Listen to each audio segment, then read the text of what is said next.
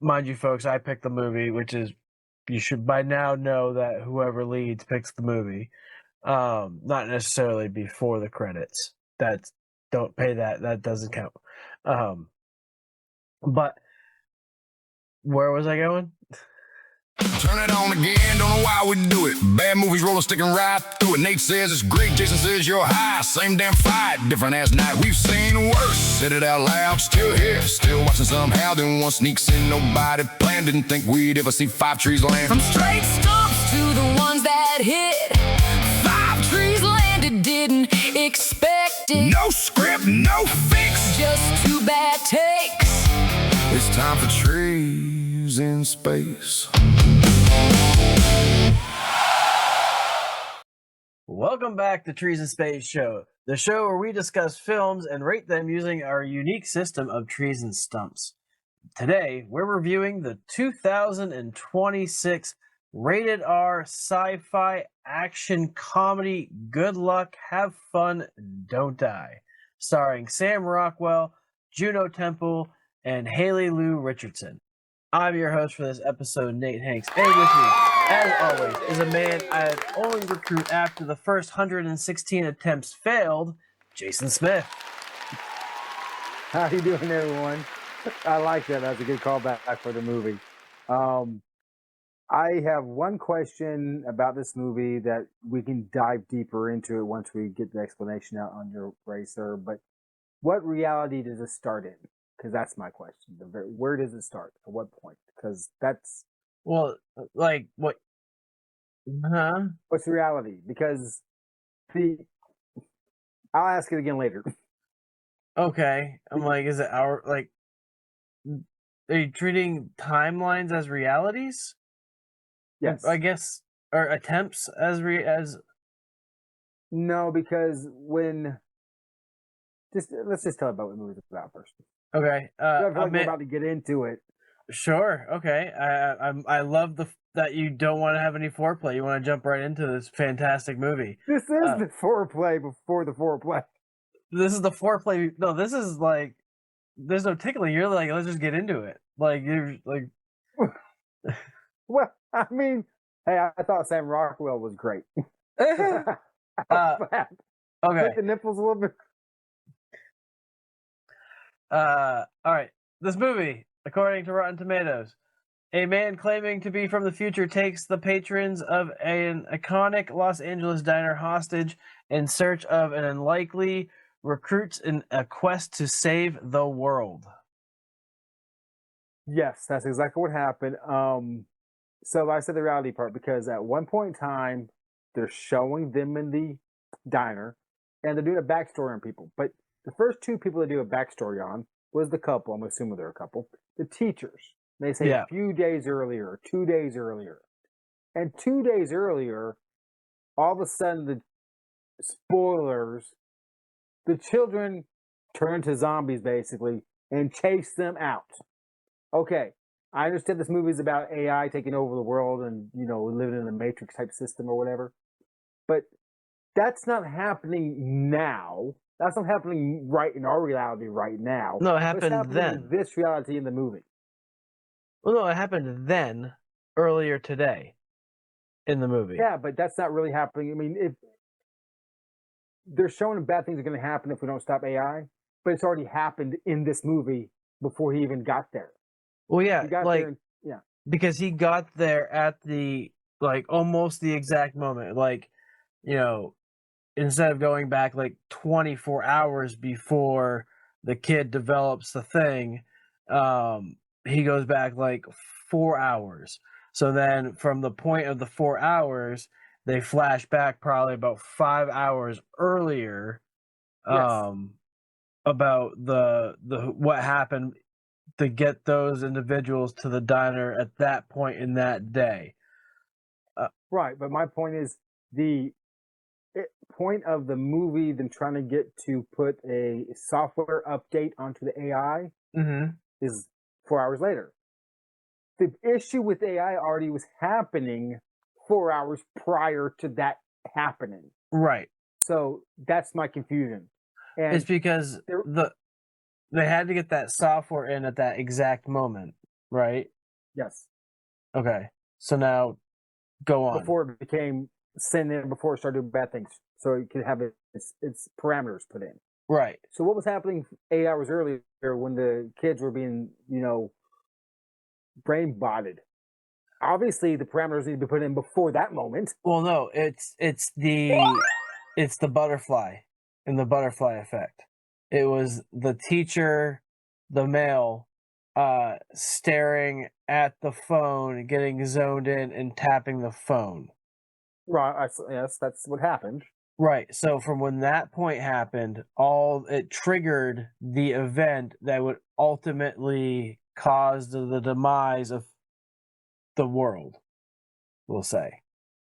Right, but it's all Is that the what same. you got from that? Yeah, it's all the same day. That's how I get there now at this moment, because that's how it turns the children into zombies.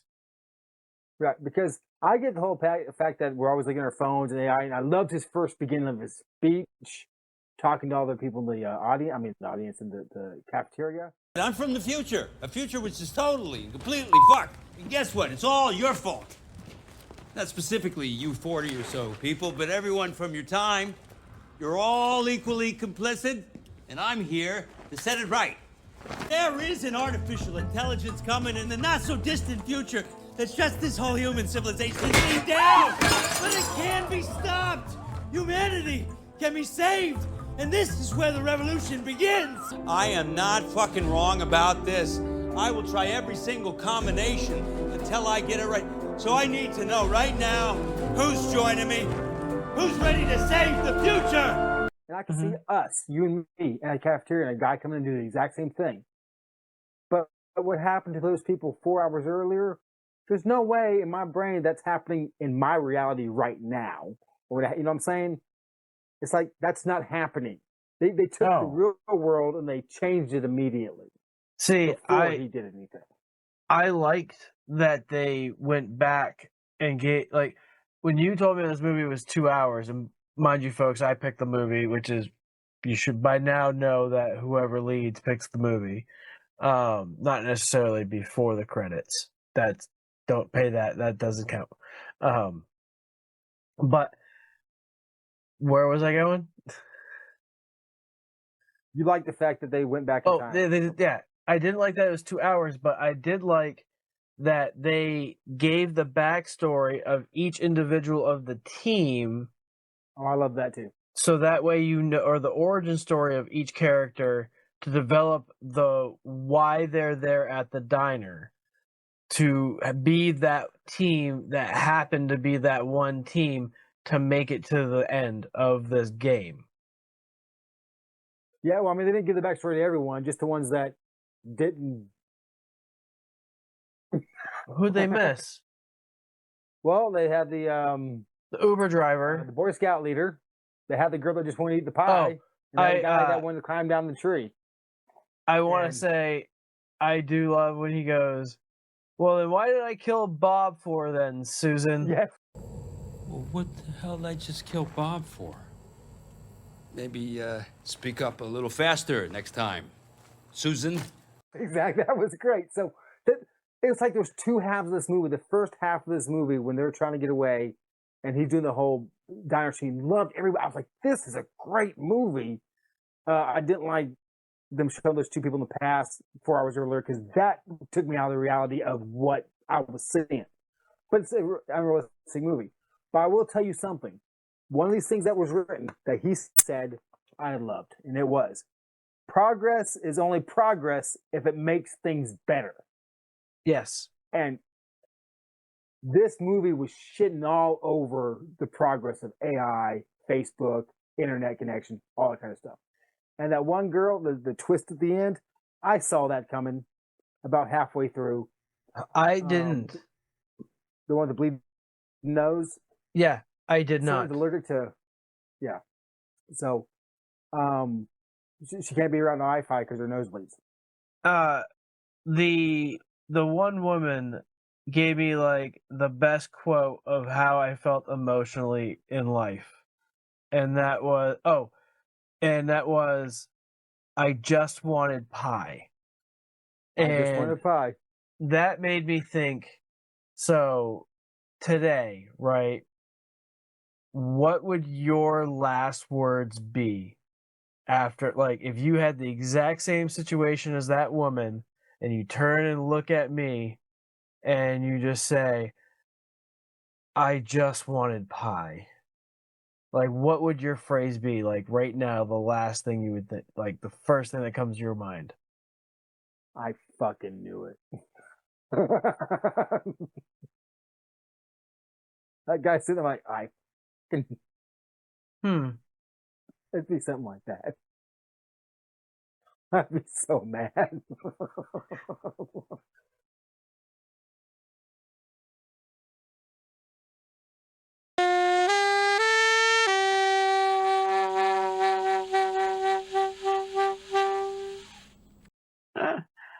I think mine would probably be well, what stinks is I just got a chance to think about it. So mine was like, why does it got to be a Tuesday? Like, even if it was like a Friday, like, why was it? I what? figured you'd be pulling it. I figured you'd be like in a row. That'd be something. Honestly, it'd probably be like, I got nothing. it'd really be like, you gotta be fucking shitting me. Or like, Yes. this? It's this? This is it? Yeah. This is, yeah. I do have two problems here centered the movie when they get away from the guys that are shooting at them and they go into the car park or whatever, and they Yeah. and then the guy in the future leaves them alone. And they go, "We're just gonna beat him up. We don't believe him." Why didn't they just leave? He has a bomb on his body and he's starting to blow everyone up. He leaves. I don't know how big that bomb's gonna be, but they just go out the same way they came in, and they can leave. I don't think it There's was no a reason to bomb. Stay there. Well, it wasn't, but I'm just saying everybody thought it was at that point in time. Oh, right. So they could, but he went upstairs, 2 stairs, 3. He was gone for a good 6, 7 minutes of the movie, and he comes around the other side. Yeah. If I'm leaving, there's no reason not to leave. But there was enough questionable like doubt of whether or not he was on, like it was true, and it was only I want to say his name is Carlos, the driver.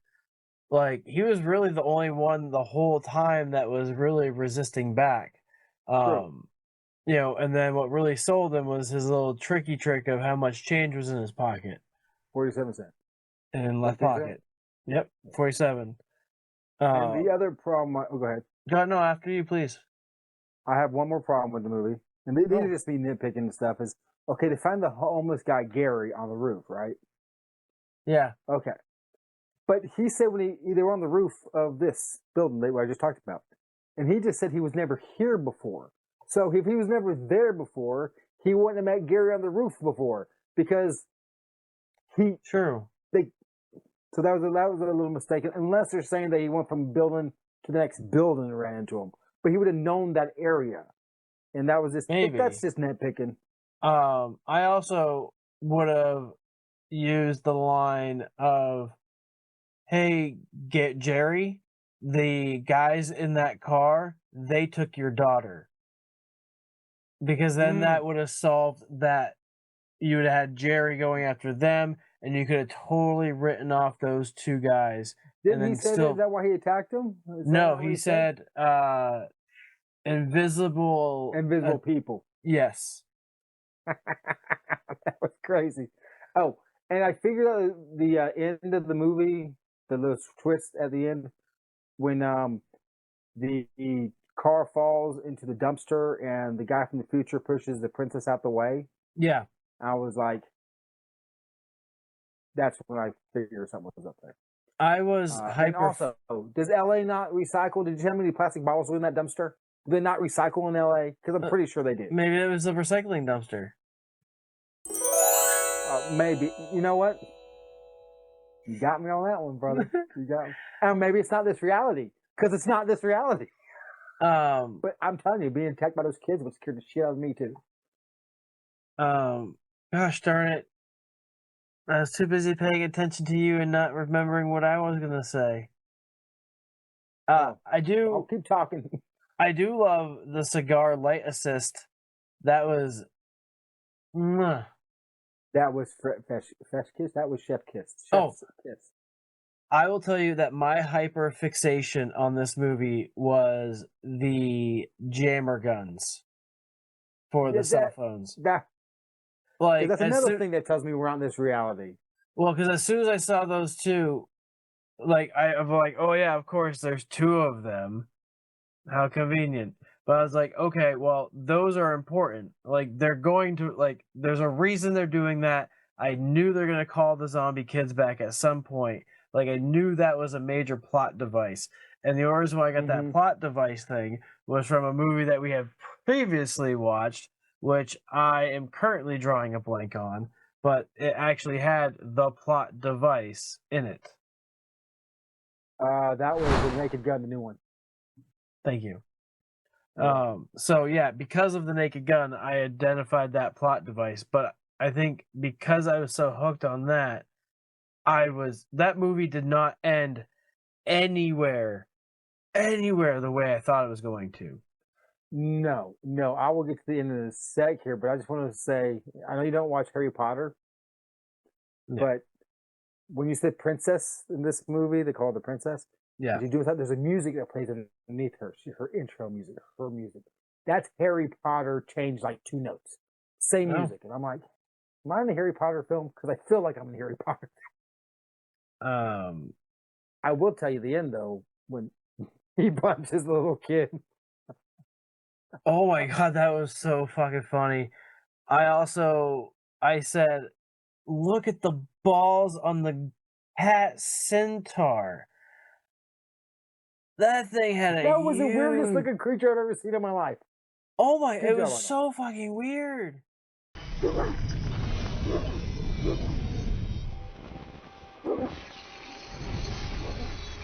where the hell did that come from?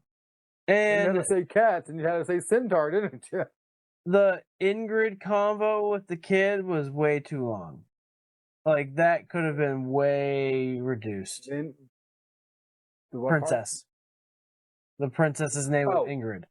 So, like, that combo with the AI, or the kid that was, writing the AI, that whole thing was just way too long. Yeah, that whole thing. And, that's another thing I wrote down was I wrote down right here. You can't read it because I have terrible handwriting. It says too long. Because that's the end of the movie. Too long. You know what, though? I thought this movie was perfect. It was a fast 2 hours. Like, I got lost in it. Like, I wish I could have gotten to see it in a theater. It would have been worth my investment. I would have got that as well. Yeah. Well, when Ingrid was trying to plug the thing in, whatever, and there's like 2 seconds left, and then I'm like, and it was first like 10 seconds left. It took her longer than 10 seconds to go grab a cord. I'm like, why do movies do this? Why do they give the audience a timeline of 10 or 8 seconds, and then they film 3 minutes of a movie? Just go ahead. I know they slowed it down, but go ahead and give it 20 seconds. So it feels like 20 seconds. Stop doing it that way. But it's really weird ending. It's a really weird middle. It's just it's hard for me to think about this movie and where I put it. Do I put it in do I put it in a comedy? It's definitely a fantasy. And what else were you going to say? The timeline. Yeah, I don't understand the whole timeline with the whole thing.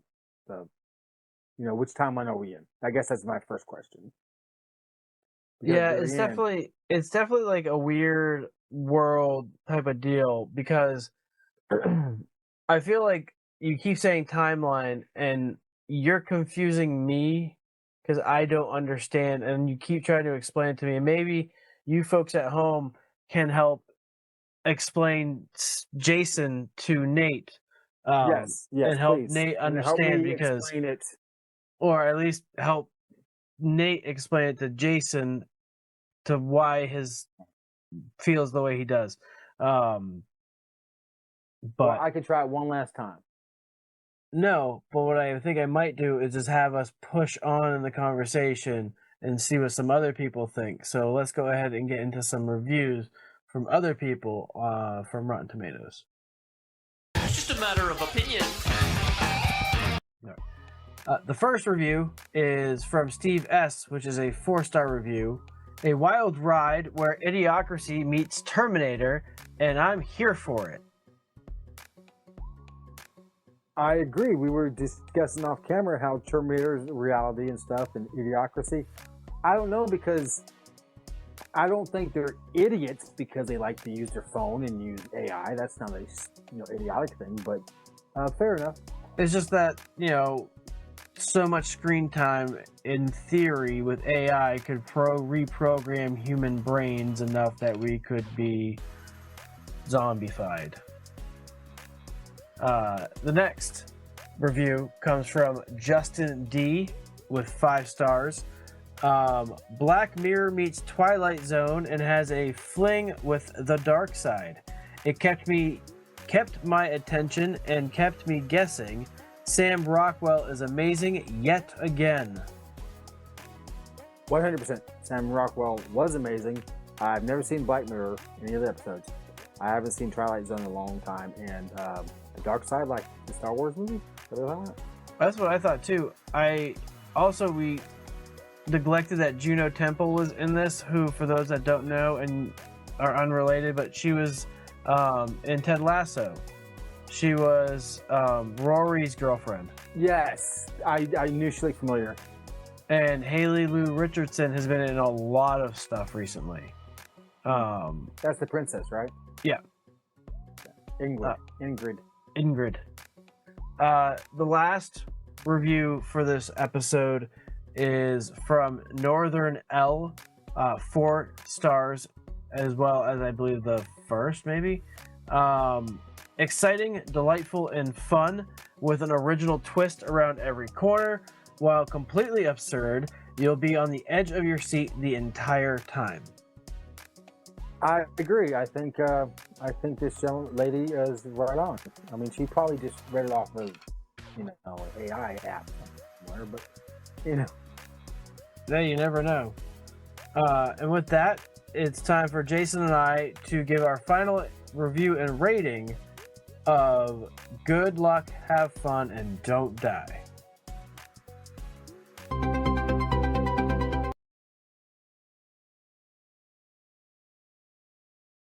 Oh, hey, Jay. I think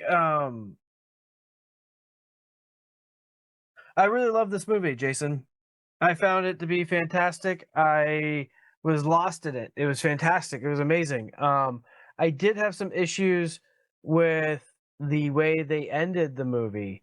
I appreciate the way they did it because I didn't see anything coming and it was fantastic. But I would have made some adjustments, which unfortunately I cannot recall. This movie also gave me vibes of a short story that I read in high school, I think, called All Summer in a Day. And it's about this girl who lives in Venus, and she's grown up her whole life without the sun. And she's fortunate for this one day in her lifetime that she'll actually get to see the sun, but some kid locks her up or something, and she misses her opportunity. And I loved that I was able to know a story from when I was in high school. Again, it's All Summer in a Day by Ray Bradbury. If maybe I'll put a picture or something up of it. It's worth a read. It's like 2 pages. Without the fact of the ending, I thought this movie was almost flawless, which means I will absolutely recommend this movie to my surgeon. I will recommend it to my therapist. I'll recommend it to every person on this planet. I think every person needs to watch it. It's great. And if you don't like it, you're crazy. Jason, no pressure. With that, I'm going to give this movie, I believe, a very rare 4 trees and a stump. My turn, assholes. I would absolutely recommend it to my surgeon. I thought Sam Rockwell was phenomenal. He usually is. Every character in this was very believable. The young lady that played the Domino in the Deadpool movie, she's in this. The guy that played in Ant-Man is the Ant-Man's friend. He's, and I can't remember the actors and actresses. Me either, but they'll be referenced, I guess, teachers. now or whatever. Yeah. Scotty, Shane, what happened? They all did a great job. It was very believable. Reality, whatever. We're not going to go back into that one, but it was very scary when it needed to be, and the fact that he kept coming back saying, "Hey, this is going to happen. I keep telling you how it's going to happen." It was 2 hours long, and I think 2 hours was plenty. I think the end could have been a little bit shortened. I did like the very, very end where the little kid said something about good luck, or he actually says the name of the movie in the movie that happened twice. And I just tell my kids the exact same thing when they go out to play. Have fun, good luck, don't die. Because that's the kind of dad I was. What? You do the same thing? I was going to interject. The reason also is it gets a questionable stump reduction because it says the name of the movie in the movie, but at some point it actually becomes relevant and it's a callback. So then it was very hard for me. But anyway, sorry to interrupt. That's okay. There was a couple of time issues that I think, especially with when AI became AI and how much time went past, how many people were supposed to die, how many times it came back. But that's very irrelevant. Every movie has issues. Every movie has sins. And I just really adored this movie. And I really wish there was a stump bump of a nudity in this so I could make it 5 trees, but it's not there. I don't care about the name of the name, but I'm still only going to give it 4 trees in the stump, without a doubt. Oh, for sure. Look, folks, for those that actually watch it right through, we cannot recommend this movie enough. I'm sure. I'm so happy that Jason is not a psychopath or a sociopath and actually agreed with me that this is a 4.5 movie. But we would love to know what you all think of it in the comments down below. Please let us know. And sometimes you just gotta have fun with it. Make them tall and anti-Semitic and also Muslim. Whatever. And until next time, we'll see you on Trees in Space. Do it. Bad movies rolling, sticking right through it. Nate says it's great, Jason says you're high. Same damn fight, different ass night. We've seen worse. Said it out loud, still here, still watching somehow. Then one sneaks in, nobody planned. Didn't think we'd ever see 5 trees land. From straight stumps to the ones that hit. 5 trees landed, didn't expect it. No script, no fix. Just 2 bad takes. It's time for Trees in Space.